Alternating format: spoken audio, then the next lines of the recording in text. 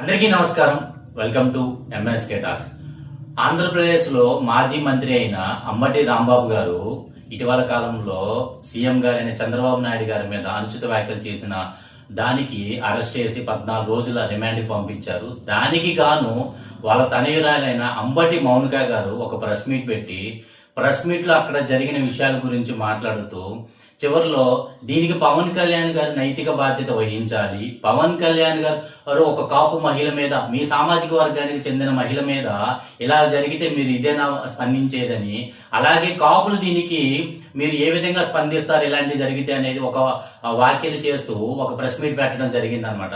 అమ్మ మౌనిక గారు, నేను ఒక విషయం మీకు వివరంగా ప్రస్ఫుటంగా నేను తెలియజేస్తున్నాను. ఏదైతే 2009లో చిరంజీవి గారు ప్రజారాజ్యం పార్టీ పెట్టినప్పుడు, మీ నాన్నగారు కాంగ్రెస్ పార్టీలో ఉన్నప్పుడు చిరంజీవి గారి గెలవపోవడానికి అనేక రకాల ప్రయత్నాలు చేసిన ప్రధాన పాత్రలో మీ నాన్నగారు ఏ విధంగా పాత్ర వహించారనేది నిజం కాదా?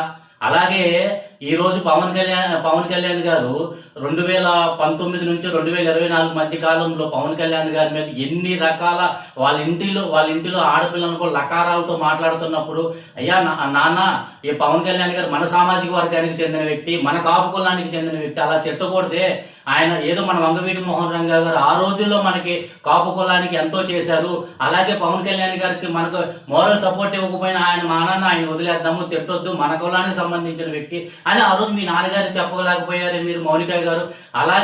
అలాగే పేరు నాని గారు, అలాగే బోరుగడ్డ అనిల్ గారు, ఆయన కుటుంబ సభ్యులు, ఆయన భార్య పిల్లలతో సహా లకారాలు వాడినప్పుడు, అయ్యో నాన్న పవన్ కళ్యాణ్ గారిని అలా తిట్టొద్దు, రేపొద్దున మన కాపు కులానికి ఇట్లాగా చేయటం వలన మాకు ఇట్లా రెప్యుటేషన్ దెబ్బతింటది, కాపు సామాజిక వర్గం దూరం అవుతుంది. సాక్షాత్ మీ నాన్నగారి పార్టీలో ఉన్న అప్పుడు ముఖ్యమంత్రి జగన్మోహన్ రెడ్డి గారు 3-4 పెళ్ళాలని చెప్పి పవన్ కళ్యాణ్ గారిని తిడుతున్నప్పుడు మీ నాన్నగారికి ఎందుకు చెప్పలేదు? ఒక కాపు కులం వ్యక్తిని తిడుతున్నప్పుడు మీరు ఎందుకు చెప్పలేకపోయారు? ఈ రోజు మీకు కాపు కులం గుర్తొచ్చిందా? ఈ రోజు కాపు కులం ఓటు బ్యాంకు మీకు తింటదని చెప్పేసి ఈ రోజు మీరు బయటకు వచ్చి ప్రెస్ మీట్ పెట్టారు. ఆ రోజు ఎందుకు పెట్టలేకపోయారు? ఆ రోజు మీరు ఎందుకు ప్రశ్నించలేకపోయారు? ఇలాంటి నీచమాలిన రాజకీయాలు ఎక్కడైనా సరే పవన్ కళ్యాణ్ గారు చేయరు. దీనికి పవన్ కళ్యాణ్ గారికి ఎటువంటి సంబంధం లేదు. కావున ఇది రాంబాబు గారి మీద జరిగిన దాడి, ఇది మేము దీనికి ఖండిస్తున్నాము.